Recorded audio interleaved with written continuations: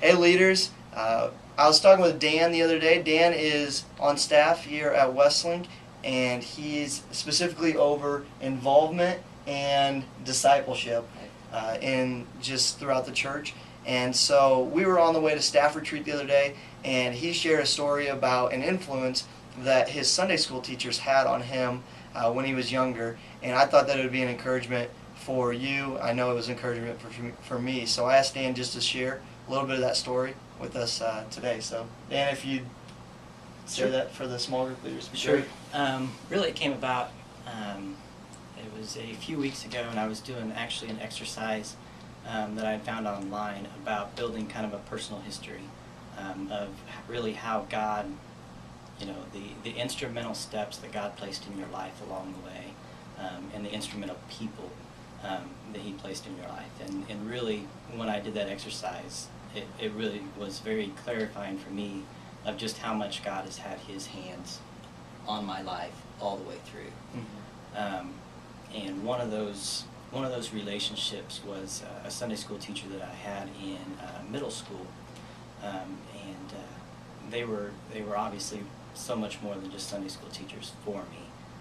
They really took a personal interest in me, in what I was doing, and really most specifically in my spiritual growth and development.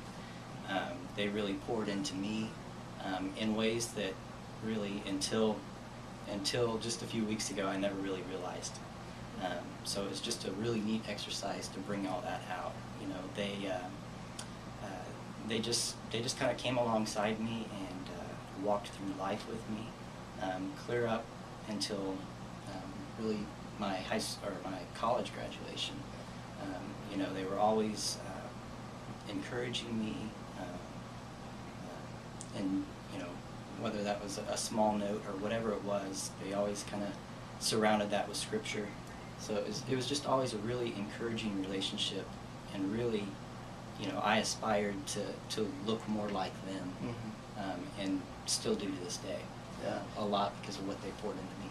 And I thought it was interesting that, I know that relationship really started to take form when you were just in their Sunday school class. But it really took hold, it seemed like, as they decided not to just allow you to be a member of their Sunday school class, but that they started having you, say, hey, Dan, we come over and mow the lawn, and we'll give you $10 for that, and those types of things. And I thought it was really cool how you really, as we were talking, you're like, it seemed like they looked for opportunities to just spend time with me. Even if it was me doing work with them, they built those opportunities for me, even into college. Sure. It seemed like. So I just thought that was a really neat thing that you guys really were able to have that type of relationship. Definitely. Definitely, in high school, they would have me come over and just do odd jobs around their house. They would have me come over and actually bring my friends, mm-hmm. to have, a pool party or whatever.